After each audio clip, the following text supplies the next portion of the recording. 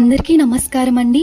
లలితా సహస్రనామంలో 2వ శ్లోకం. ఉద్యద్భాను సహస్రాభ చతుర్బాహు సమన్విత రాగస్వరూప పాషాఢ్య క్రోధాకారాంకుశోజ్వల. ఉద్యద్భాను సహస్రాభ ఉదయించుచున్న 1000 సూర్యుల యొక్క కాంతులతో సమానమైన కాంతి కలది. చతుర్బాహు సమన్విత 4 చేతులతో కూడినది.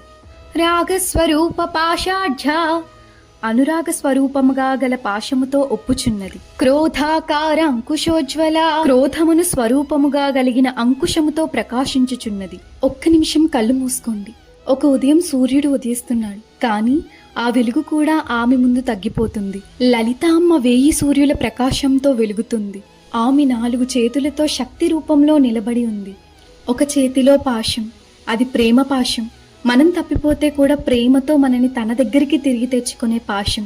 ఇంకొక చేతిలో అంకుశం, అది మన లోపల ఉన్న క్రోధం, అహంకారం, దురాలోచనలు నియంత్రించడానికి ఉపయోగిస్తుంది. మరొక చేతిలో చెరుకు విల్లు, ఇది మన మనసును సూచిస్తుంది. మరొక చేతిలో పువ్వుల బాణాలు, ఇవి 5 ఇంద్రియాలను సూచిస్తాయి. ఆమె ప్రేమ, ఆమె శిక్ష కూడా, ఆమె దయ, ఆమె డిసిప్లైన్ కూడా. మన జీవితంలో కూడా 2 గుణాలు కావాలి, ప్రేమ, కంట్రోల్. మనం మన కుటుంబంని ప్రేమతో కనెక్ట్ చేయాలి, కానీ మన లోపల ఉన్న నెగిటివ్ థాట్స్ ని కంట్రోల్ చేయాలి. లలితామ్మలాగా మనం కూడా ప్రేమతో అట్రాక్ట్ చేయటం మరియు ధర్మంతో కరెక్ట్ చేయటం నేర్చుకోవాలి. ఈ రోజు మనం మన మనసులో ఉన్న ఒక నెగిటివ్ ఆలోచనని గుర్తుంచుకొని దాన్ని కంట్రోల్ చేయడానికి ట్రై చేద్దాం.